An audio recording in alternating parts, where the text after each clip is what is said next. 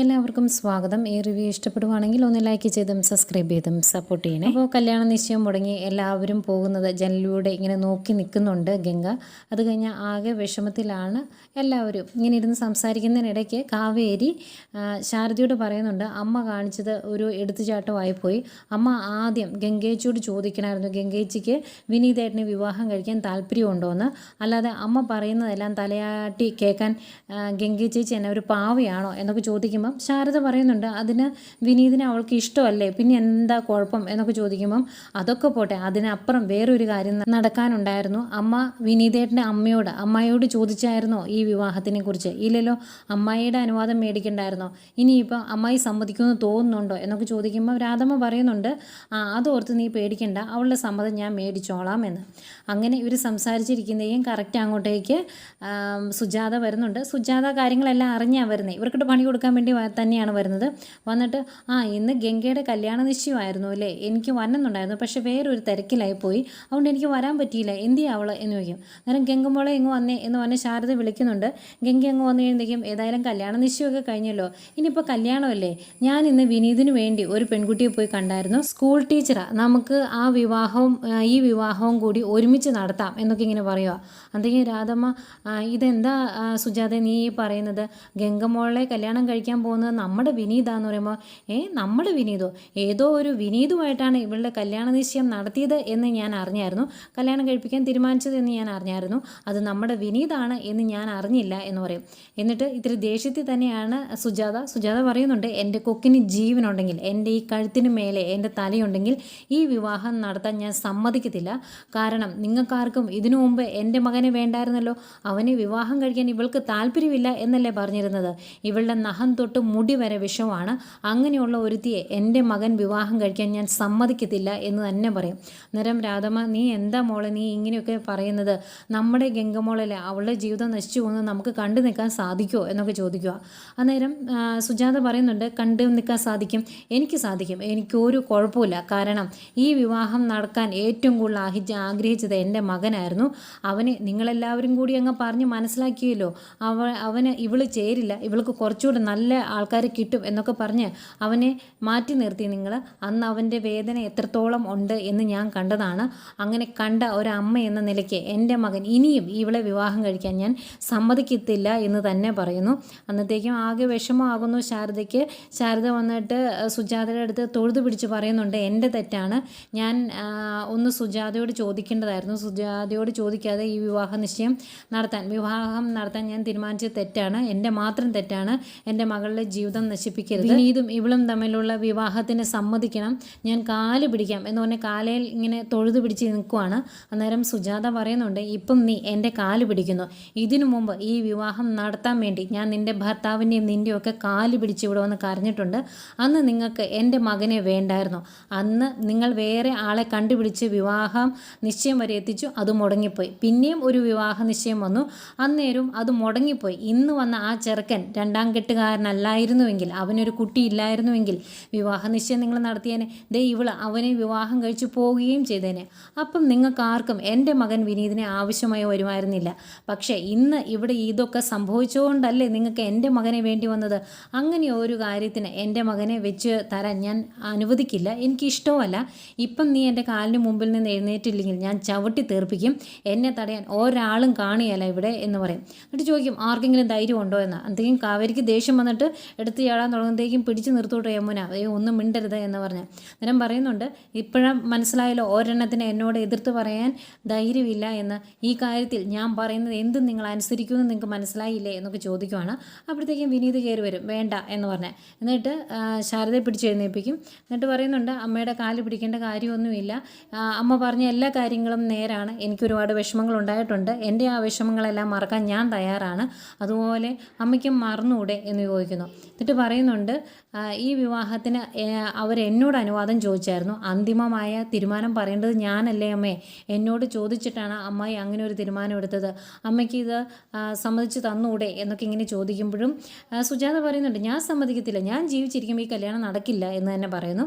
അന്നേരം വിനീത് പറയുന്നുണ്ട്, ഞാൻ ഈ വിവാഹം കഴിക്കാൻ തീരുമാനിച്ചിട്ടുണ്ട്, ഇതിൻ്റെ പേരിൽ വേറെ ആരും വിഷമിക്കേണ്ടി വരില്ല, കാരണം വിവാഹം കഴിച്ചോളാം എന്ന് സമ്മതിച്ചത് തന്ത്രി തന്തയ്ക്ക് പിറന്ന ആണൊരുത്തനാണ്, അതുകൊണ്ട് ഞാൻ ഇനി ആ തീരുമാനം മാറ്റില്ല എന്ന് പറയുമ്പം സുജാത ദേഷ്യം വന്നിട്ട് വിനീതേ എന്ന് പറഞ്ഞിങ്ങനെ വിളിക്കുക. അന്നേരം അമ്മേ, ഞാൻ പറഞ്ഞല്ലോ ഇനിയും ഇവിടെ അമ്മ പ്രശ്നങ്ങൾ ഉണ്ടാക്കരുത്, ആവശ്യത്തിലധികം പ്രശ്നങ്ങൾ അമ്മ ഈ കുടുംബത്തിന് ഉണ്ടാക്കി കൊടുത്തിട്ടുണ്ട്, അതുകൊണ്ട് അമ്മ വീട്ടിലോട്ട് നമുക്ക് അവിടെ പോയിരുന്ന് സംസാരിക്കാം എന്ന് പറയുന്നു.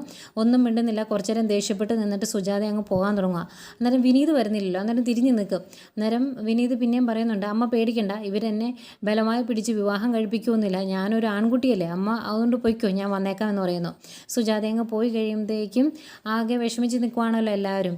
അന്നേരം വിനീത് പറയുന്നുണ്ട്, നിങ്ങളാരും പേടിക്കുമൊന്നും വേണ്ട, ഞാൻ ഗംഗയെ വിവാഹം കഴിച്ചിരിക്കും, അമ്മയല്ല ഈ ലോകത്തുള്ള ഏത് ശക്തി എതിർത്താലും ഗംഗയ്ക്ക് താല്പര്യമുണ്ടെങ്കിൽ, ഗംഗയ്ക്ക് സമ്മതമാണെങ്കിൽ അവളുടെ കഴുത്തിൽ ഞാൻ താലി ചാർത്തിയിരിക്കും എന്ന് പറഞ്ഞിട്ട് പോകുവാണ് വിനീത്. പോയി കഴിയുമ്പോഴത്തേക്കും ആകെ വിഷമിച്ച് സങ്കടപ്പെട്ട് ഇങ്ങനെ നിൽക്കുന്നു എല്ലാവരും.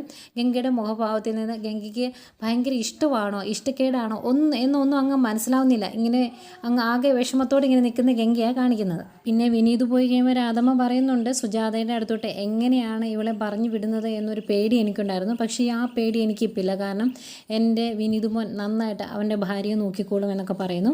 അത് കഴിഞ്ഞ് കടയിൽ ചെന്നിട്ട് ഗംഗയ്ക്കായിട്ട് തയ്ച്ചു വെച്ചേക്കുന്ന ഒരു ചുരിദാർ എടുത്ത് ഇങ്ങനെ കെട്ടിപ്പിടിച്ച് ഒരു റൊമാൻറ്റിക് സോങ്ങും അങ്ങ് വരുന്നുണ്ട്. രണ്ടുപേരോട് ഒരുമിച്ചുള്ള ഒരു റൊമാൻറ്റിക് സോങ് കാണിക്കുന്നുണ്ട് ഗംഗയും വിനീതും. അത് തീരുമ്പോഴേക്കും അങ്ങോട്ടേക്ക് നെവിൻ വരുന്നുണ്ട്. അന്നേരം നെവിനോട് ഗംഗയ്ക്ക് വേണ്ടി കല്യാണപ്പുടവ എടുക്കുന്ന കാര്യം പറയുന്നുണ്ട് കേട്ടോ വിനീത്. അത് നമ്മുടെ നാട്ടിൽ നിന്ന് പോരാ, പുറത്തുനിന്ന് നല്ല പട്ടുസാരി തന്നെ മേടിക്കണമെന്ന് പറയുന്നു.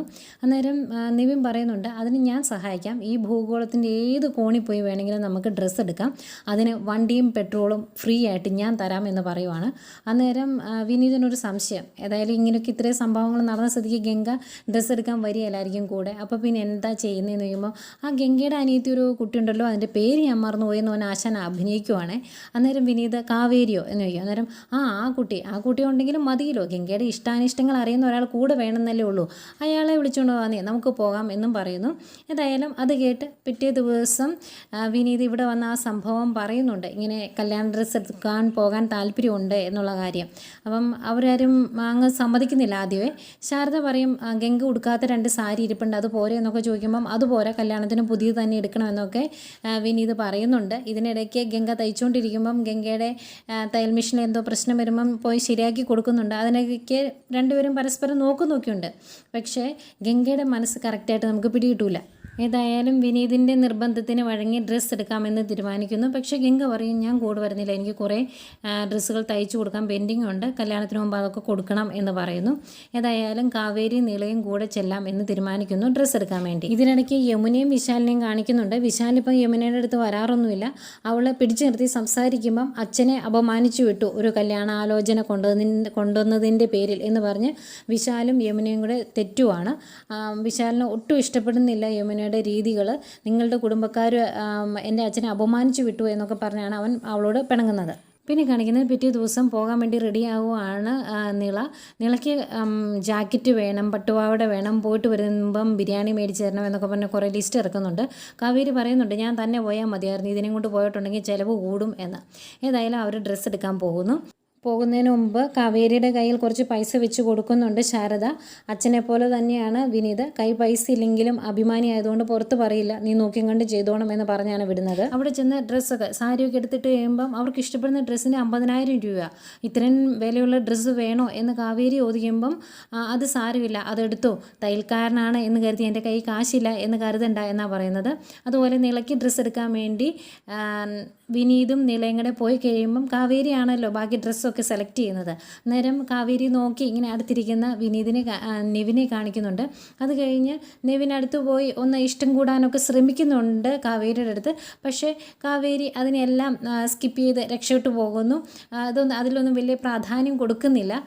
ആകെ ഇട്ട പ്ലാനെല്ലാം ചീറ്റിപ്പോകുന്ന സങ്കടത്തിൽ നിൽക്കുവാണ് നെവിൻ. അത് കഴിഞ്ഞ് നിളയ്ക്കും ഡ്രസ്സ് എടുത്ത് വിനീത് ഇറങ്ങി വന്നു കഴിയുമ്പോഴത്തേക്കും നമുക്ക് പോയാലോ, ഇനിയിപ്പം എല്ലാം പാക്ക് ചെയ്യാൻ പറയട്ടെ എന്ന് ചോദിക്കുവാണ് കാവേരി. അന്നേരം അത് ശരിയാകില്ല, വീട്ടിലുള്ള എല്ലാവർക്കും വേണം ഡ്രസ്സ് എന്ന് പറയും. അന്നേരം കാവേരി പറയും വേണ്ടെന്നേ, അതിൻ്റെ ആവശ്യമില്ല, അങ്ങനെ പൈസ മുടക്കണ്ട എന്ന് പറയുമ്പം വിനീത് പറയുവാണ്, ഇതിപ്പോൾ ഞാനൊരു തയ്യൽക്കാരനായതുകൊണ്ടല്ലേ, അല്ലാതെ ആ ഗൾഫുകാരനായിരുന്നുവെങ്കിൽ ഡ്രസ്സ് വേണ്ടാന്ന് നിങ്ങൾ പറയുമായിരുന്നു എന്ന് ചോദിക്കും. അന്നേരം അത് കേൾക്കുമ്പോൾ കാവേരി പറയുമെങ്കിൽ ശരി നമുക്ക് ഡ്രസ്സ് എടുക്കാം എന്ന് പറയുവാണ്. കൂടെ വിനീതിൻ്റെ സഹോദരിക്കും അത് സുജാതയ്ക്കുള്ള ഡ്രസ്സ് കൂടെ നോക്കണമെന്നും പറയുന്നുണ്ട്. ചെയ്യാമെന്ന് പറഞ്ഞാൽ അവർ ഡ്രസ്സൊക്കെ എടുക്കുന്നു. അത് കഴിഞ്ഞ് ഈ ഡ്രസ്സൊക്കെ എടുത്ത് വീട്ടിലോട്ട് ചെല്ലുമ്പം ആ സാരിയൊക്കെ കാണുമ്പം ആദ്യം സുജാതയുടെ മുഖം ഇത്തിരി തെളിഞ്ഞിരിക്കുക. പക്ഷേ പെങ്ങൾ കൂടെ ഉണ്ടല്ലോ, അവൾ സ്ക്രൂ കയറ്റി കൊടുക്കുമ്പം വീണ്ടും സുജാതയ്ക്ക് ദേഷ്യമാകും. അവർക്ക് ജീവനുണ്ടെങ്കിൽ ഈ വിവാഹം നടത്താൻ ഞങ്ങൾ സമ്മതിക്കത്തില്ല എന്ന് തന്നെ അവർ പറയുവാണ്. അതുപോലെ ഗംഗയും ഭയങ്കര ആലോചനയിലാണ്. അന്നേരം ഗംഗയുടെ അടുത്തേക്ക് കാവേരിയും യമുനയും എല്ലാവരും കൂടെ വരുമ്പം അവരോട് പറയുന്നുണ്ട്, അമ്മ എന്നോടൊരു വാക്ക് ചോദിച്ചില്ല, ജയപാലങ്കലിൻ്റെ മുമ്പിൽ ജയിക്കാൻ വേണ്ടി അമ്മ ഈ കല്യാണം നിശ്ചയിച്ചു എന്നൊക്കെ പറയുന്നുണ്ട്.